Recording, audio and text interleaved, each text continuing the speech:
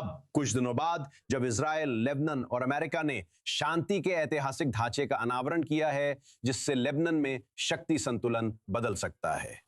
अब ध्यान कूटनीति से हटकर क्रियान्वयन पर है। वॉशिंगटन इसे आगे बढ़ा रहा है, लेकिन हिजबुल्लाह ने पूरी तरह खारिज किया है और असली युद्ध विराम शुरू नहीं हुआ। यही कहानी है। इजराइल और लेबनान ने शुक्रवार को वॉशिंगटन में एक संभावित ऐतिहासिक समझौते पर हस्ताक्षर किए जो दशकों पुराने संघर्ष को खत्म कर सकता है। लेकिन इसे जमीन पर कैसे लागू हो रहा है? इस योजना के अनुसार हिजबुल्लाह को हथियार छोड़कर दक्षिणी लेबनान से हटना होगा और इजरायली सेना भी धीरे धीरे पीछे हटेगी। इस समझौते के तहत 2 परीक्षण क्षेत्र बनेंगे जहां आईडीएफ अपनी पोस्टें लेबनानी सेना को सौंपेगी और देखेगी कि वो ईरान समर्थित आतंकवादी समूह से कैसे निपटती है। लेकिन इसमें एक समस्या है, हिजबुल्लाह ने इसकी सहमति नहीं दी। लेबनान संसद अध्यक्ष और हिजबुल्लाह सहयोगी नबी बेरी ने कहा कि ये समझौता पारित या लागू नहीं होगा। हिजबुल्लाह उम्मीद के मुताबिक पीछे हटने से इनकार कर रहा है। इस आतंकवादी समूह ने संघर्ष विराम के प्रति प्रतिबद्धता जताई, लेकिन इजराइल पर उल्लंघन का आरोप लगाते हुए लेबनान की रक्षा का अधिकार सुरक्षित रखने की चेतावनी दी। इजराइल ने कहा कि उसकी कार्रवाइयां हिजबुल्लाह के समझौते उल्लंघन पर केंद्रित हैं। आईडीएफ ने कहा कि रविवार को उसने दक्षिणी लेबनान में हिजबुल्लाह के 3 कमांड सेंटर्स पर हमला किया जब इजरायली सुरक्षा क्षेत्र में सैनिकों पर हमले हुए। इजरायली बलों ने माजदल जोन गांव के पास हिजबुल्लाह की 650 फुट लंबी भूमिगत सुरंग वाली ड्रोन सुविधा नष्ट की, जहां ईरानी ड्रोन असेंबल, स्टोर और लॉन्च होते थे। अमेरिका ने इसकी निगरानी शुरू कर दी है कि इसे कैसे लागू किया जा रहा है। लेबनानी मीडिया के अनुसार यूएस सेंट्रल कमांड के कमांडर ब्रैड कूपर आज बेरूत में हैं ताकि समझौते के अगले चरण पर चर्चा कर सके। बताया गया है कि उन्होंने हाल ही में इजराइल का दौरा किया था। इजराइल ने एक रूपरेखा समझौते पर हस्ताक्षर किए हैं जो लेबनान के साथ हमारी शांति की इच्छा को दर्शाता है। शांति को सुरक्षा पर आधारित होना चाहिए और हमारी उत्तरी सीमा पर सुरक्षा केवल हिजबुल्लाह के निरस्त्रीकरण से ही हासिल की जा सकती है। फिलहाल कोई बड़ा इजरायली वापसी नहीं हुई है और हिजबुल्लाह ने निरस्त्र होने की कोई इच्छा नहीं दिखाई है। इसका मतलब है कि समझौते की असली परीक्षा अब शुरू हो रही है। हमारे साथ आईडीएफ रिजर्व लेफ्टिनेंट कर्नल सरित जहावी हैं, जो आलमा रिसर्च एंड एजुकेशन सेंटर की संस्थापक अध्यक्ष हैं, खासकर उत्तरी इजराइल में। आपका हमारे साथ होना हमेशा ज्ञानवर्धक रहता है। सरित, यहां आने के लिए धन्यवाद। देखिए, ऐसा लगता है कि ये एक महत्वपूर्ण कदम था। ये समझौता बेरूत और यरूशलेम के बीच, शायद आधुनिक इतिहास में पहली बार, कम से कम इन दोनों राजधानियों के बीच। लेकिन इसका असल में मतलब क्या है? जाहिर है, आप जानते हैं, इजराइल में इसको लेकर काफी संदेह है कि इससे क्या निकल सकता है। क्या इसका मतलब है कि अगर ये काम करता है तो लेबनान में गृह युद्ध होगा?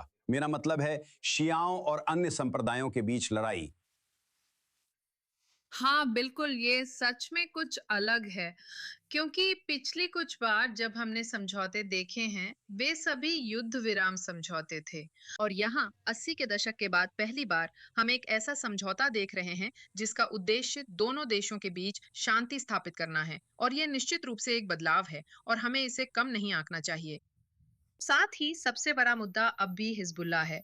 और आपने सही कहा कि वो अपने हथियार छोड़ने से इनकार कर रहा है और साथ ही गृह युद्ध की धमकी भी दे रहा है। लेबनानी सरकार को हिजबुल्लाह के खिलाफ साहसी होकर कार्रवाई करनी होगी, जिसमें टकराव भी शामिल है। उन्हें देश के लिए खड़ा होना होगा, वरना कुछ नहीं बदलेगा। क्या आपको लगता है कि वे ऐसा करेंगे? मेरा मतलब है, इस पर बस बीच में एक बात कहूं, यही इसकी जड़ है ना? क्या आपको लगता है कि वे ऐसा करेंगे? हमें नहीं पता, उन्होंने अब तक नहीं किया। यह ज्यादातर घोषणाएं ही थीं, लेकिन फिर भी यही तथ्य कि वे इस तरह के समझौते के लिए तैयार थे, जिसमें साफ तौर पर इजराइल राज्य के अस्तित्व को स्वीकार किया गया था, यह पारंपरिक लेबनानी रुख से एक बदलाव है, जिसमें लेबनान के साथ किसी भी समझौते, शांति समझौते को फिलिस्तीनी मुद्दे से जोड़ा जाता था। और अब हम दोनों ही उस चीज से निपट रहे हैं जो हमारे लिए, दोनों पक्षों के लिए सबसे ज्यादा दर्दनाक है, और वो है हिजबुल्ला। तो फिर से मैं यह नहीं कह सकती कि स्थिति में नाटकीय रूप से बदलाव आया है, लेकिन मैं इस विशेष समझौते को कम करके भी नहीं आंकना चाहती। अब जो जमीन पर आप जानती हैं फील्ड में चीजें हैं, समझौते में पायलट जोन की बात की गई है, जो मुझे लगता है कि एक अच्छा विचार है। आपने देखा कि अमेरिकी जनरल पहले से इसका ध्यान रख रहे हैं और आसपास घूम रहे हैं। इस खास समझौते में जिन पायलट जोन पर सहमति बनी है, उनमें सबसे अच्छी बात यह है कि वे इजरायली सीमा के पास नहीं हैं। और ये जरूरी था कि इस समझौते की व्यवहारिकता की परीक्षा हमारे बच्चों पर ना हो। तो वे इजरायली सीमा से करीब 10 किलोमीटर दूर हैं। यह बहुत अच्छा है, यह एक अच्छी शुरुआत है। और एक और बात वहाँ ये है कि ये बहुत अस्पष्ट है कि पायलट जोन में ये ठीक से कैसे काम करेगा। असल में उन्हें कौन साफ करेगा, आईडीएफ, लेबनानी सशस्त्र बल या दोनों मिलकर? यहाँ भी मुझे लगता है कि पूरी तरह स्पष्ट न होना फायदा है। शायद और जानकारी सुरक्षा से जुड़े समझौते के गुप्त हिस्से में है।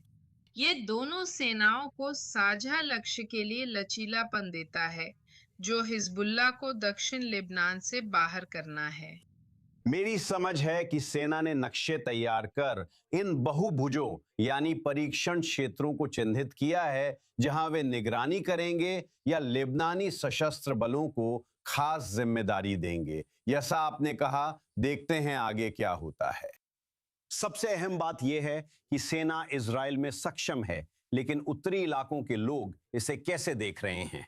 क्या इससे रणनीतिक या राजनीतिक संभावनाओं में समाधान की कोई नई उम्मीद जगती है? मुझे लगता है कि उत्तरी निवासी पिछले 20 सालों से और उससे भी ज्यादा समय से लेबनानी सरकार के साथ निराशा का अनुभव कर रहे हैं। And that's why हमारे लिए वास्तविकता की समझ को कामों से आंका जाएगा।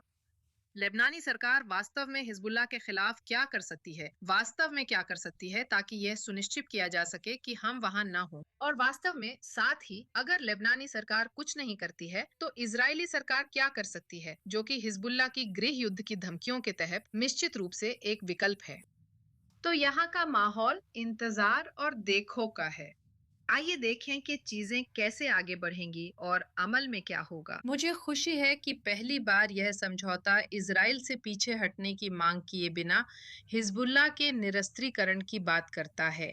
पहले हिजबुल्लाह का निरस्त्रीकरण, फिर इजराइल की वापसी। मुझे लगता है कि ये कुंजी है इस बार चीजें अलग तरह से करने की। भले ही आईडीएफ सैनिक अभी भी लेबनान में हैं और इसकी कीमत चुकानी पड़ रही है।